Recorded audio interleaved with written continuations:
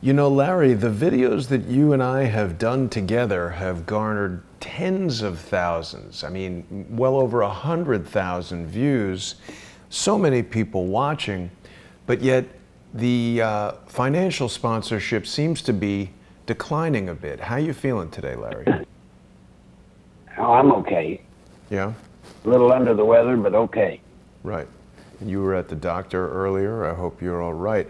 I want to remind everybody that, you know, people are watching the show. If you're watching regularly, or even if you're just watching right now, it's extremely important that people sponsor the various guests that I have on.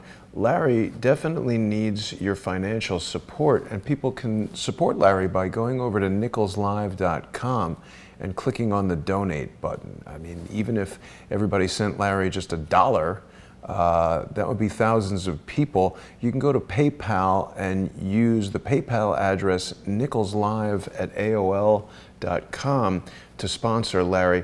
Larry, I wanted to speak to you today some more about William Barr, and he, of course, has been appointed Attorney General once again, as he was under George H.W. Bush.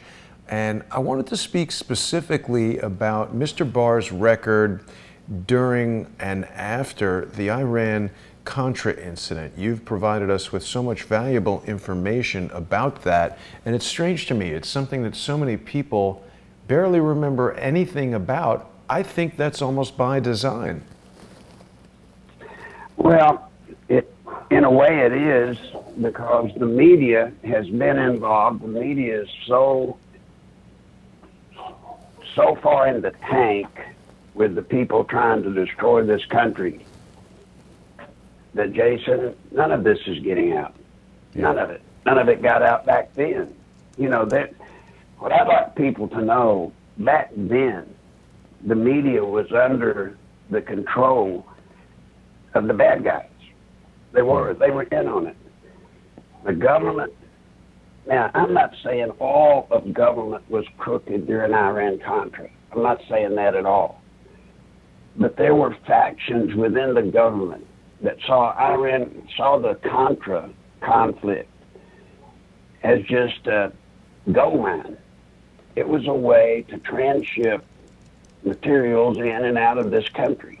Remember, anytime the CIA had an operation that was supplying the Contras the way it was, those planes, when they came back, they weren't checked by the customs or by DEA. Time and time again, you know, when a plane would land in New Orleans or wherever, the DEA would be called off because that was a CIA operation. And in those days, as we found out with the Clintons, when Clinton became president, in those days, or 9/11, I'm sorry, you found out that there were walls between the different agencies. Right, after 9/11 we learned that. Stovepipes. Yeah, and so operations were allowed to go on, and no one knew. It was just the perfect cover, Jason, just a perfect cover. And because of that, you had drugs coming into this country at levels no one can even imagine. Can't imagine today. Yeah. Now, when I was exposed to William Barr, back then, you know, you could tell just by talking to him what he was not allowed to get involved in. What do you mean by that? How I'm not saying, well, in the conversation we had, and there were a bunch of them, there were just places every time certain things were mentioned. When I would mention, you know, and I was always saying, look, something's wrong, guys. I'm telling you, the Contras are not shipping cocaine. They're not. But yet the cocaine's coming in, and it's coming in backhauled in the flights from supplying the Contras. Something's wrong. And I kept saying that over and over and over. And when I would bring that up to Barr, he wouldn't touch it. Now, some of his people that I would be interviewed by, yeah, they would get all excited, fired up. then when it get to him, he would die. And That's I can't interesting. say firsthand he was crooked, but it was like he had a choker around his neck. And whenever that stuff came up, it would just die. And I never will forget, there was one agent that I worked with that really got involved in it. And he did a lot of work, backing up what I would tell and what he found out from others. Probably more importantly, what he found out from others. I mean, he was on fire. This was the case of cases for him. What was that guy's name? I can't remember. I think it was Adams, but don't hold me to that. But then I was to call him back at a certain time. We were to have a meeting. So I called, and he was no longer with that department. Interesting. He was gone. You know, Larry, we hear a lot of that from whistleblowers. I'm not sure how many people got to see the show that I do on Mondays with Ole Damagard. We've got a Patreon-only show called Light on Conspiracies with Ole Damagard. We had John Carmen on that show just yesterday, and you know, John is a former U.S. Customs and Border Patrol agent, and was telling us about how he was in the you know, the Customs Department, whatever it was called back then. Now it's the Department of Homeland Security. But he was there when all this Iran-Contra stuff was coming down. He knows Chip Tatum, he knows Gary Webb, or he knew Gary Webb. So he's got a lot to say. And of course, he's been railroaded out of the law enforcement business. He has been denied access to his pension. He's become financially destitute. We hear this same kind of story all the time. I mean, this is essentially what's happening with you. This is what happened with Kevin Shipp. It's really extremely important that of all the thousands of people watching these shows, people have got to really acknowledge that you can't come forward and talk about this stuff without experiencing this type of pushback from all the various sources that do that kind of thing. So, now, Larry, did you ever have any interaction with these guys, Gary Webb or Chip Tatum or any of them? Not Webb, and I talked quite a bit with Chip Tatum when I was coming out. I never worked with him, but when I was coming out, he and I would talk periodically, kind of just establishing, you know, the old notes of who's who, where was where. But it was it's just a different time back then, Jason, and it's hard today for people to imagine such a time existed. But there was a veil of protection that was unbelievable. You couldn't go to the media, you couldn't go to the FBI, you couldn't go anywhere. Protection for the criminals, not the whistleblowers. Yeah. I mean, when you went to try to blow the whistle, you were toast. You were just absolutely earmarked, and you're alone. That's the part I don't think people understand, how alone you are in a situation like that. There's nowhere to go. And then when you find somebody, you just crave anybody that gives you the time of day. And I'm talking about people involved in investigations and such. You just crave to have somebody care enough to actually get involved and do the check. And it wasn't that hard to check out. It wasn't that hard to verify. It wasn't that hard to find out the truth. But it always hit this wall. And when it hit that wall, it was over. It was over. Yeah. There was a reporter for Los Angeles Times, Bill Rimple. And when Bill Clinton was elected president, Rimple came to me, and he literally took over a floor of the Holiday Hotel downtown on Broadway, took over the second floor. And it was just loaded with file cabinets of evidence and proof, the things that he had run into. And he had incredible information and verification of this and that. but it never ran in the What was paper. the journalist's name, Larry? Bill Rimple. Rimple. Bill Rimple, William Rimple. And his wife, or girlfriend at the time, she worked for CBS at the time. And he would share what he had with her, hoping that it would get out. But in either case, it never got out. And I think he became so disgruntled eventually that he just left. I never heard from him again. Hard to find him on the internet. It's interesting. Yeah, it's just, it happened over and over and over. And he had a massive operation in Arkansas. When Clinton was running for president the first time, he had a massive operation verifying all these different things. As a matter of fact, he was able to get more information in some cases than I even had, because he was able to find things on his own. This was Troopergate he was reporting on, is that right? Yes.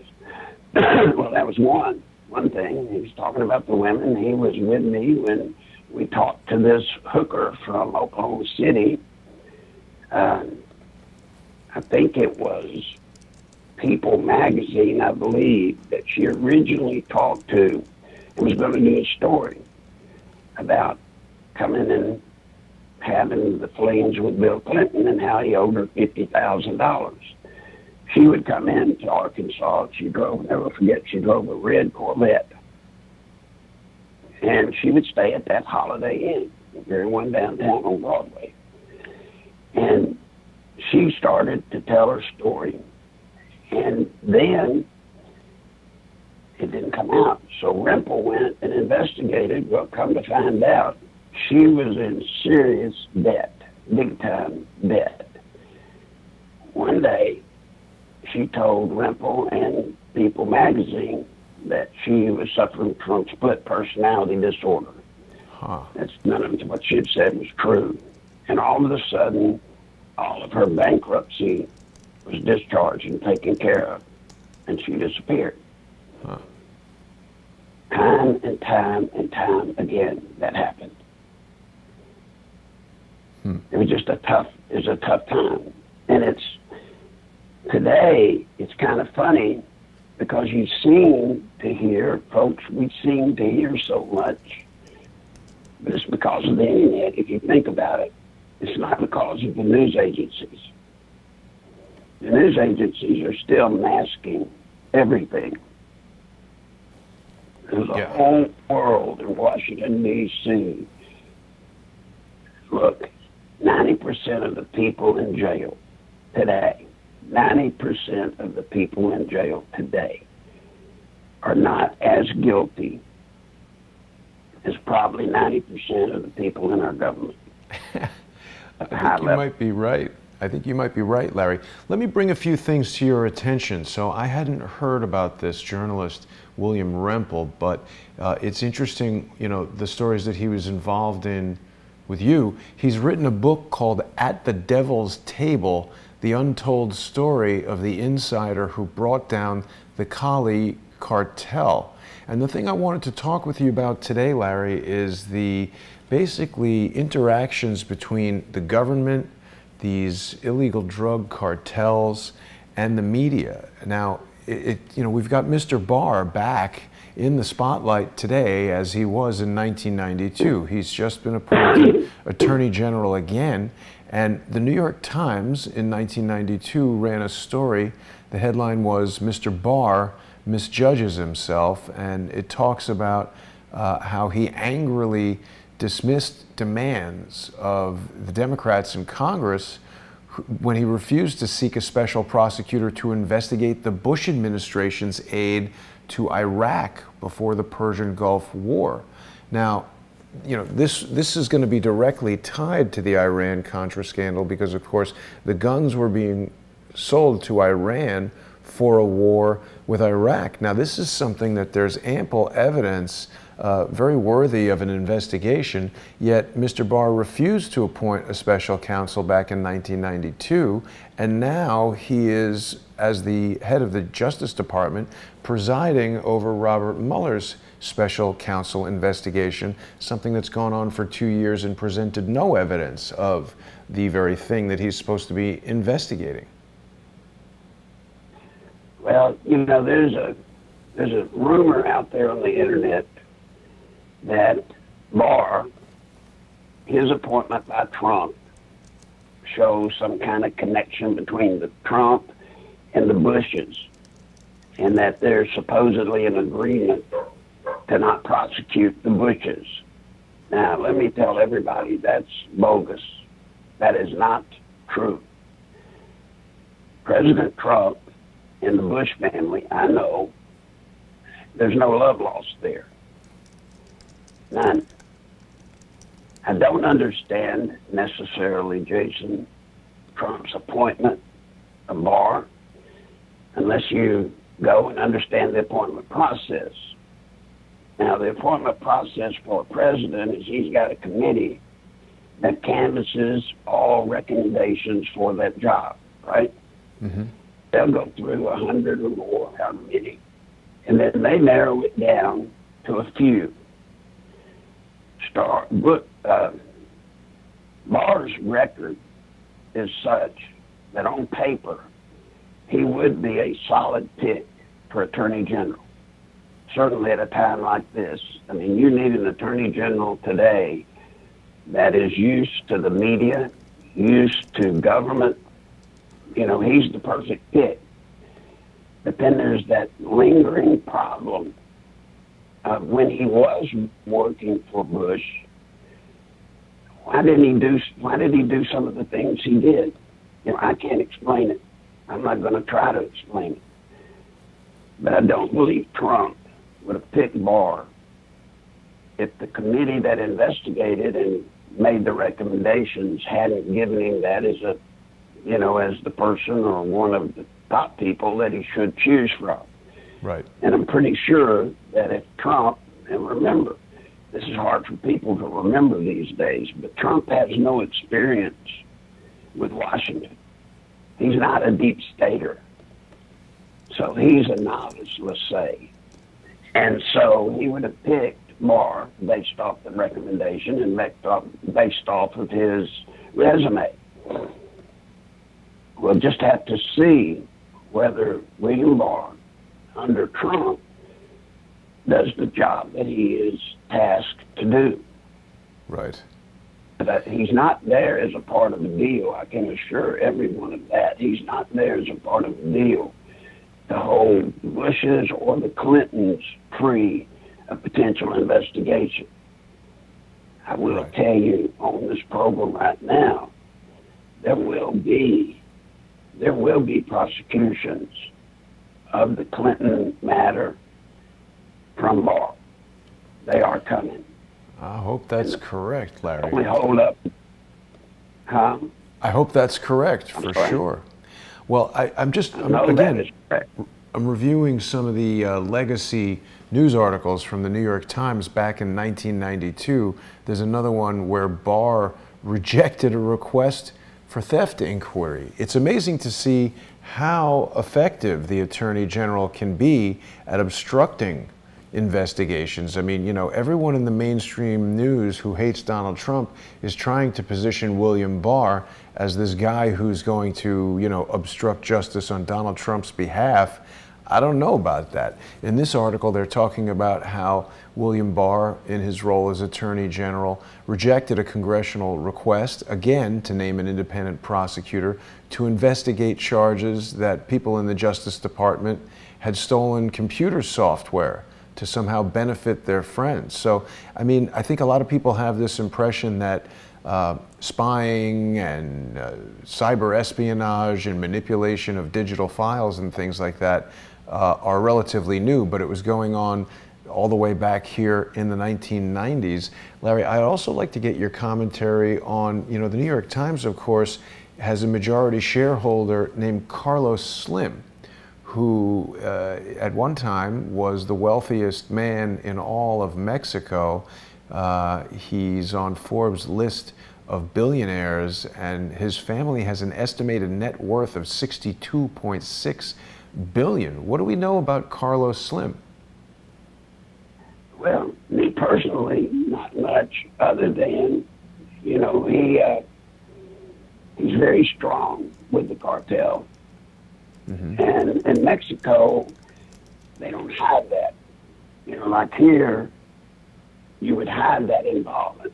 In Mexico, they get by without hiding it. So he is very rich, very powerful. He owns the telephone franchise for half of Mexico. So that should give you the tip there of what he's capable of doing. Right. But, you know, I don't think people, even today, after what we've seen with Comey and Strzok and all of the people in the FBI and all of that big coup, that, by the way, is still going on. It's not over just because they've been outed, so to speak. Right. I don't think people today still understand there is a power center in Washington. That that's anybody, certainly anybody like a younger William Barr, when he was Attorney General for Bush, if he had any intentions of having a career for the rest of his working life, he would have had to play by the rules. Had to. Yeah. Today, the thing I look for him to have as an advantage is he was set in his life. So he's got no reason to be as concerned about his future career and what going against the deep state, let's call it, going against the deep state would do to his potential. So I'm hoping that freedom gives him the ability to function more honestly than he did under Bush. But at this point in time, everyone must know just about anybody that you see in Washington, D.C., in a position of power, they're dirty. Yeah. Jason, and that's not just an off comment by me. That's a comment that if you could get down and truly investigate each and every one of the old timers, so to speak, you would be amazed at what you would find out. Yeah. I'm showing a picture right now. Sorry, Larry. I'm showing a picture right now of William Barr with former Vice President Joseph Biden and Senator Patrick Leahy back in 1991, and they're all smiling. They seem very delighted to be hanging out with each other. Well, back in that day, which is what I've tried to tell for 30 years, back in that day, you would see these guys battle it out on the floor of Congress or in the Senate, and you would hear calling each other somewhat. They didn't call each other names like today, but it was still bloody fights over issues. But then, when the day was over, they'd all meet at the favorite watering hole, and they're all best buddies, buddy, all of them. Right. There's not this bitter feud that we are led to believe to exist between, quote unquote, those Republicans and those Democrats. It's not there. And it's best exemplified. I can show people easier what I'm talking about if you just take people that were elected, new rookies that were elected, and they were talking the way they did when they were trying to get elected and what they intended to do, and they were clean. Most of them were clean. But look after them after 1 or 2 terms. Right. Look at the change. Now, what is it that takes a man that's running for office and he has all these principles and all of these ideals, but then something happens after a couple of terms? They're in the tank just like the rest of them. That should be the best example to people that something's wrong there. Something's wrong. Something's very wrong.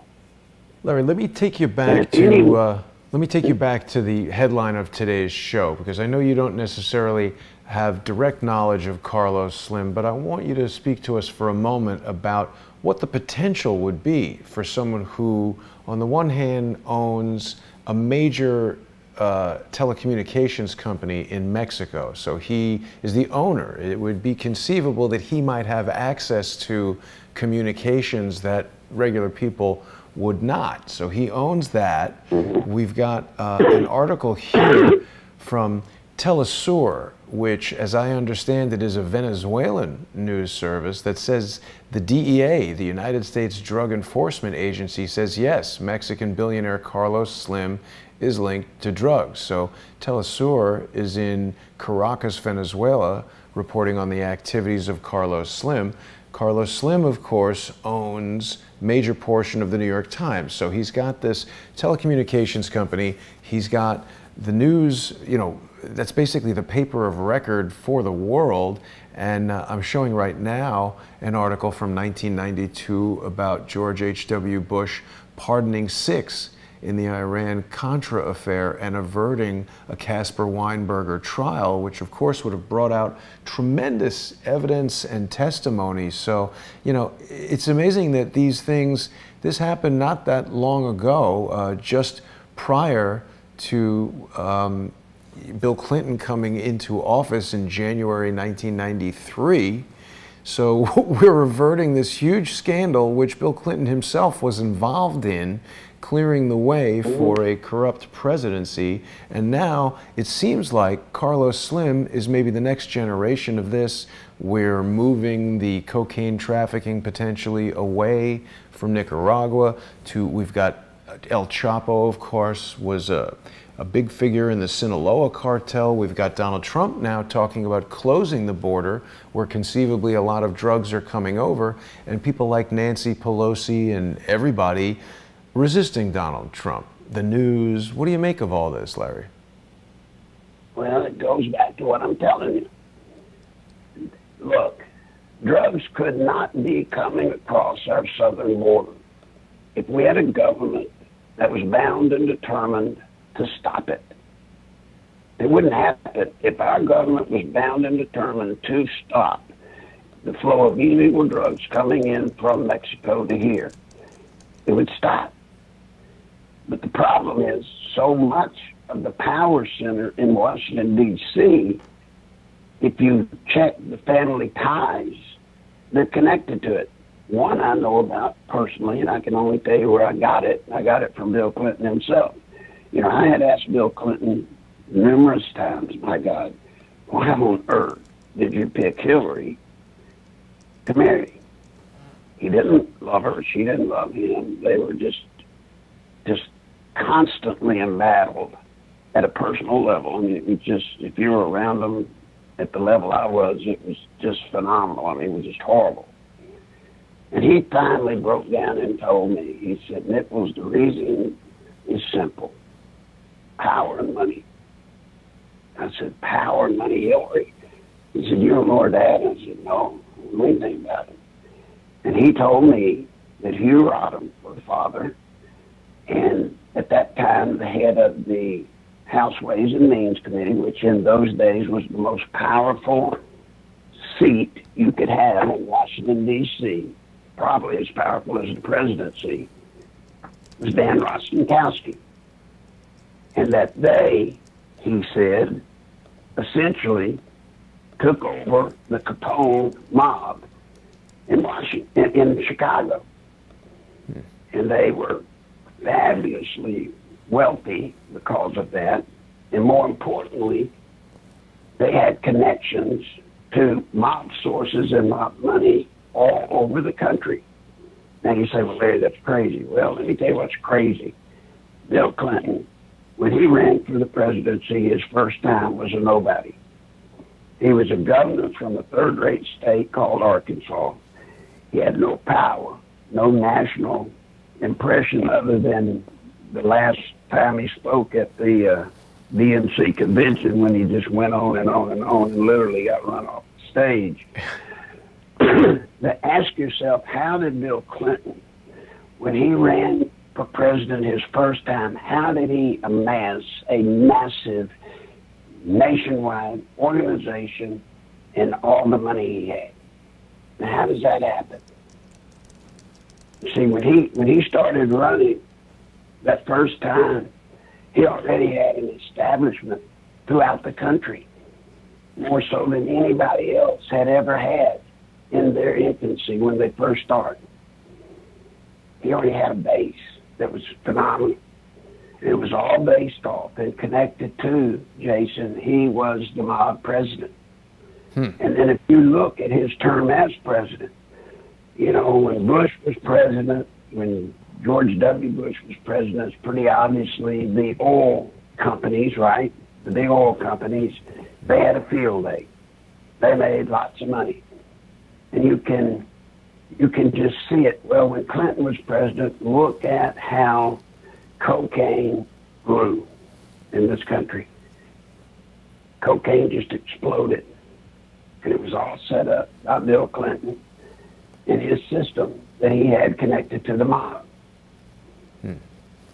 And Larry, what can you say about Freeway Rick Ross? He was a guy who was dealing cocaine in Los Angeles and learned about Iran-Contra only in prison. I listened to some really informative interviews with Rick Ross, and I mean, again, people think that somebody like this who, like yourself, may have had firsthand involvement might know everything about what went on. But of course, Rick Ross was so compartmentalized, he was just essentially a street drug dealer to this larger operation. He wasn't read into a whole FBI operation, I mean CIA operation. Yeah, you can't possibly make a low-level thug like Ross. You can't make him be what he ended up being. You just can't do it unless he was connected to the deep state system. And where he got in trouble was his mouth.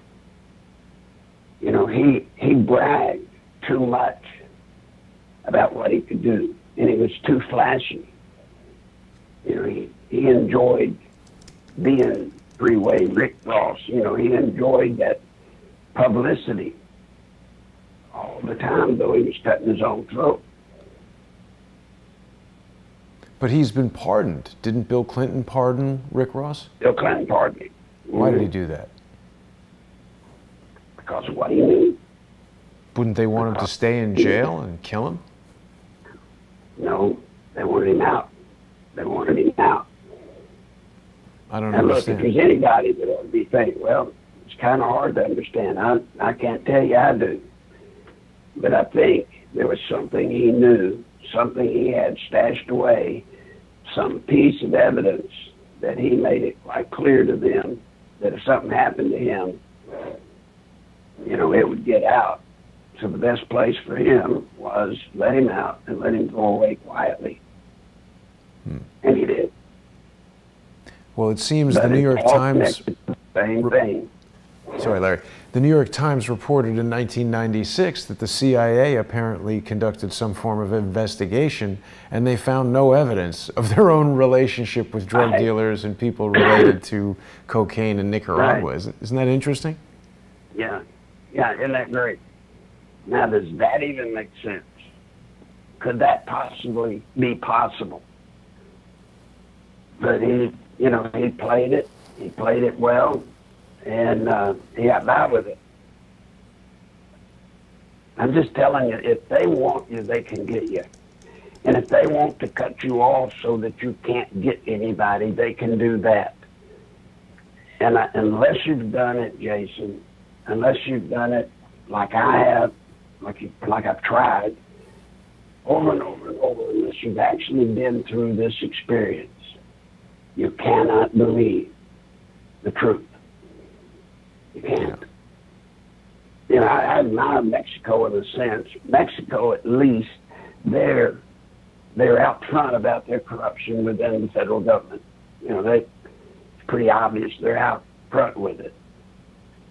Here, it's hidden. And it's hidden. The only way you can hide it, that's why a soft coup is the only way you could ever take over America. It's the only way to successfully transform America is with the media in a soft coup. And if you control the media, And the media takes, everything's done on the inside. You know, you can cover it up, but you can't cover stuff up on the inside if you've got a nosy media that prints the truth. You'll get caught. Right. These guys don't have to worry about getting caught. And I can tell you time and time again, reporters that got on the stories with me, the ones that I know about, that got on the stories, and then their stories would get washed. Wouldn't go anywhere. Right. And then they'd be gone. They would be through. And then I would try to tell people the media's control, and nobody would believe me. Nobody. Now today, they'd believe today, because the media, and that's why I'm so concerned about our country. The media has come full out now. They're out there. It's obvious. They've played it wide open. So now you see them for what they are. But what's scary is you didn't see them this way 30 years ago. Yeah. You know, Larry, There's I'm a Googling. world of stuff that should have come out about Iran Contra, as it were. Yeah. There's a world of stuff that should have come out back then, and it was silent, and it never got out. Yeah, that's part of the reason why I talk about it now, because so many of the same people remain involved in government, and now with the appointment of Attorney General William Barr, a lot of us who are hoping that Donald Trump will hashtag lock her up are feeling a little bit concerned, to say the least. I wanted to ask you a couple more things about Rick Ross, because I'm Googling, you know, who pardoned Rick Ross, looking to see if it was Bill Clinton. I'm not finding any of that, but I do find it interesting that Freeway Rick Ross is frequently confused in online searches with the rapper Rick Ross, who incidentally, Freeway Rick Ross, the pardoned or sentence commuted cocaine dealer, he sued this rapper for using his name, but it was a federal judge threw it out, and basically it went nowhere. So I find it interesting that when you try to search for people like Barry Seal or Rick Ross, those related to Iran-Contra, we're getting movie stars like Tom Cruise and rappers like this guy William Leonard Roberts, who's known professionally as Rick Ross. Kind of a strange name for him to select, isn't it? Yeah, I wouldn't have picked it, but hey, he did. No, it's just, there's this shroud of mystery it's just there. But if you've been on the other side of things, Jason, if you've ever seen this country from the other side, it will scare you to your knees. Yeah. It will. Yeah. Other than, and that explains, I think, in a great part, why I devote what I do to trying to fight it. I know there's people listening right now that don't believe me. I know that there's people out there that want to discredit anything you or I might say. The problem is they have the power of the media to do it. We don't. We don't. You know, I wish, I'll tell you, it was funny, the Washington Times. Yeah. The Washington Times, a guy named Jerry Siegler, he wrote the majority of stories that I had on Bill, especially with the womanizing, and then on the investigation into Vince Foster. He did a great job of reporting it. And Wesley Pruitt, the editor at the time, you know, they let the stuff go, and they literally got it out. And all of a sudden, the media, the rest of the media, discredited the Washington Times. Washington Times, you know what they accused them of? What? They were owned by that guy, Moon, the weird religion, Moonies. And truly, that guy was the owner. Right. So they were just totally discredited because the owner was a Moon, of the Moonies. It's odd, Larry, because nobody is discrediting the New York Times for being owned by someone who's been linked to drug cartels by the DEA. Right. Let me bring you back to Gary Webb for a second, because Gary Webb wrote a series for the, I guess it was the San Diego Mercury News, or it was called The Dark Alliance, which appeared in the Mercury News in 1996. And this is really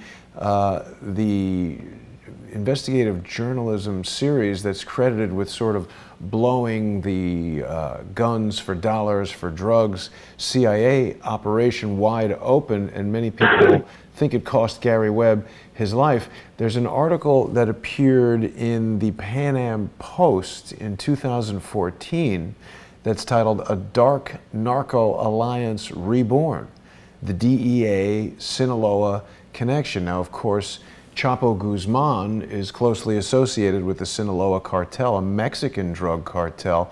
But again, I wonder to what extent some of these South and Central American drug cartels might be connected, and of course with Mexico as the country bordering the United States and the famously porous border on the south of the United States that's become such a political hot potato in the past 2 years. It seems like all of these stories are related, doesn't it?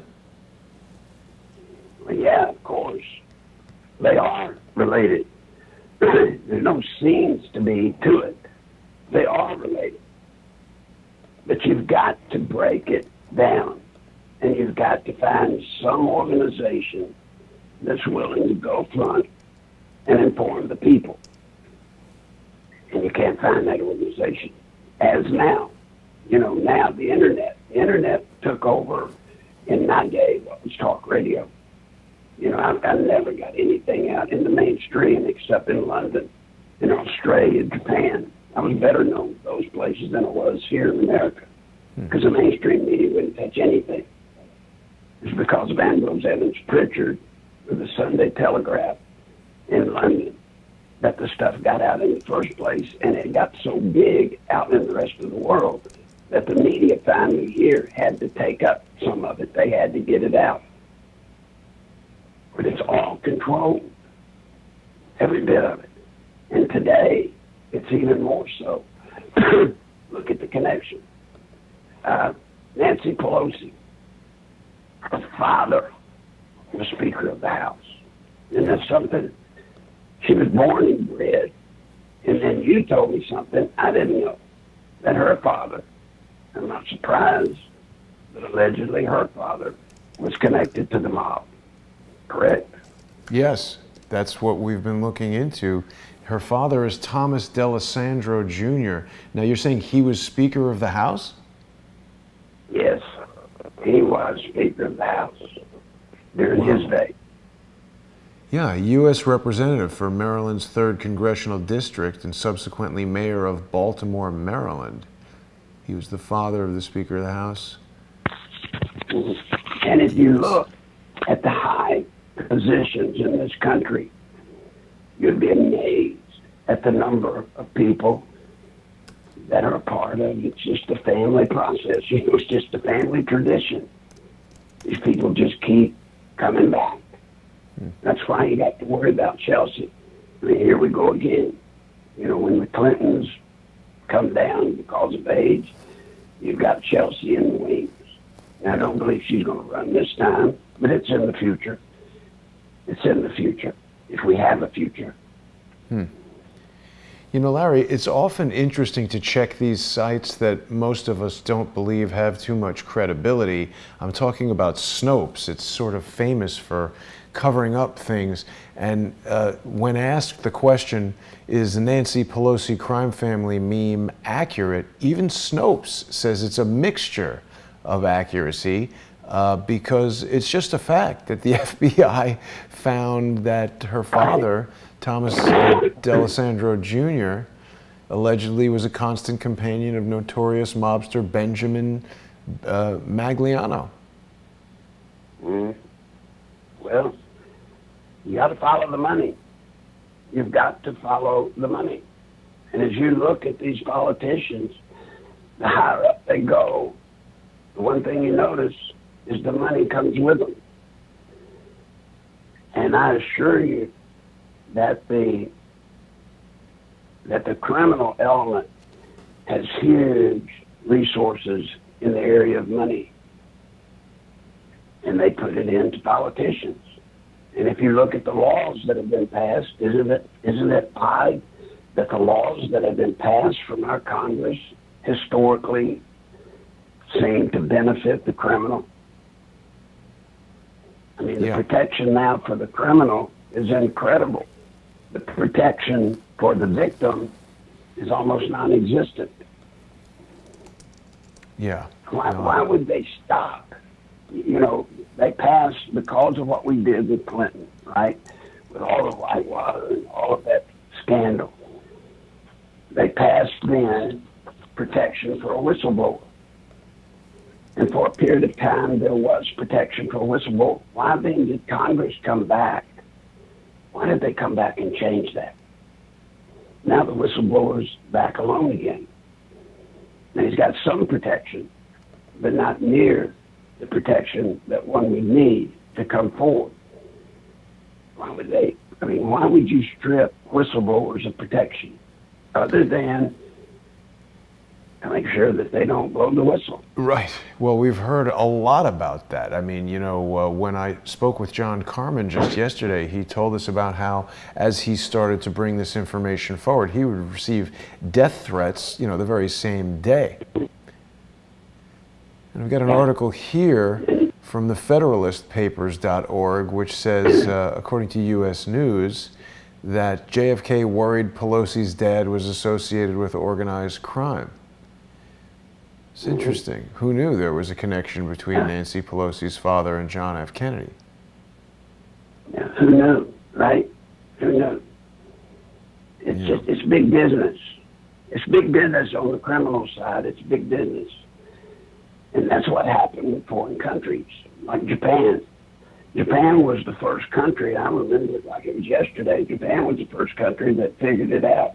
Why should we arm up and try to go to war with the United States of America? It's costly.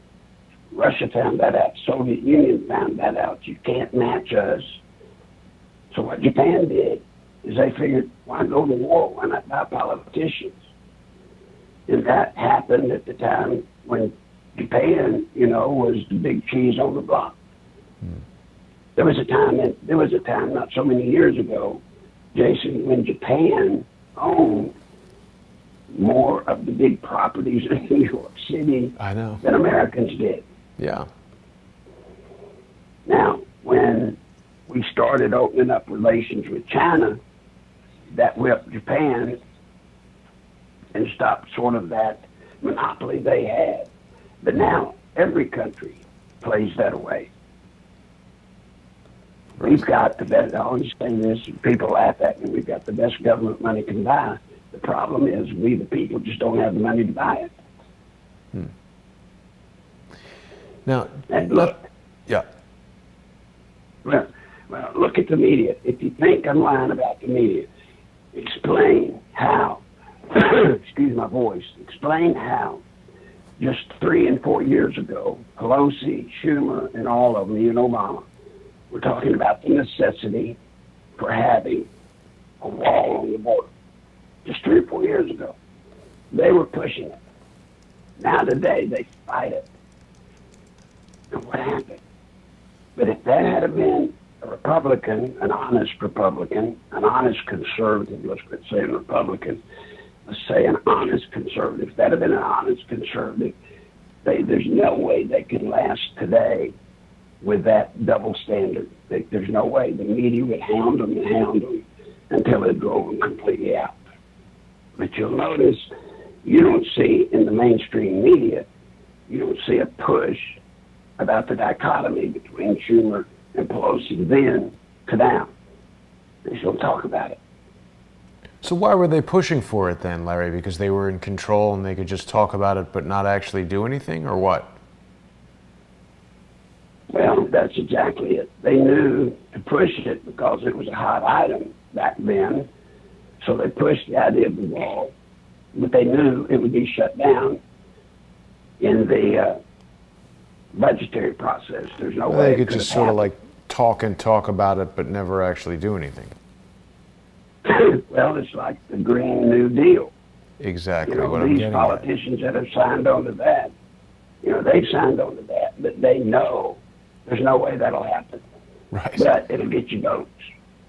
Now, the question you have to ask yourself, Jason, is how could I have known a year ago months ago, I started talking about reparation. You know, I did. I talked to you about it.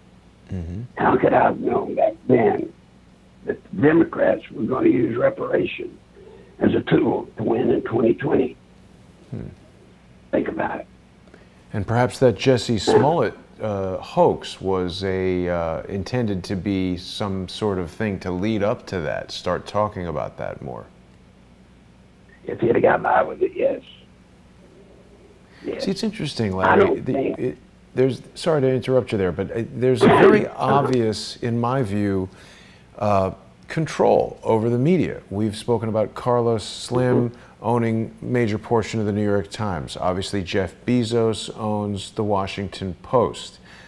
We've seen tons of infiltration into social media where so many of the people that you and I speak to are going for their news. There's a lot of people coming in here with false stories. They push these false stories. They try to get lawsuits and trumped up charges and all kinds of things happening. There's a story right now in Vox talking about how Michael Cohen is expected to accuse Trump of crimes in his House testimony. It's interesting how what he's going to say is leaked to the media prior to that testimony. And of course, Donald Trump is going to meet with Kim Jong-un. Why have they delayed and delayed and delayed Cohen's testimony only to have it happen while the president is trying to do something that would, if it succeeds, assuredly be one of the greatest victories of his presidency? And here we've got a guy who's already committed perjury and admitted to lying, now giving testimony that we're expected to believe. Especially the congressman, he's going to jail for lying to Congress. It's ridiculous. And they're calling him back in to testify. It's quite weird, isn't it? You're right. You're exactly right. The timing is too perfect. At a time when Trump is over negotiating this, that's what the news should be about. And it should be, as even the mainstream media said, well, this will be a good news thing for him. How better to flatten the effect of the good news to have this stuff with Cohen coming out. And I assure you, he's in closed door hearings today. They might as well be open to everybody. By tomorrow, we're going to know what he told today. Larry, I already know what he told today. Right. What experience, if any, Larry, have you got with the lawyer Lanny Davis? Not a lot, other than in the old days. In the old days, he was just one of the friends of Bill and Hillary. He was, he was just a big schmuck with the Clinton gang. And then, of course, when they went to Washington, he gained prominence with the Clinton administration. Yeah. It's interesting because you see, Lanny, he's an attorney and a lobbyist, and I find that this lobbyist term, it's very vague. There's sort of a wide range of things that people can do in the pursuit of lobbying. Roger Stone is a lobbyist. There's a lot of lobbying firms. I think Glenn Simpson of Fusion GPS is considered a lobbyist.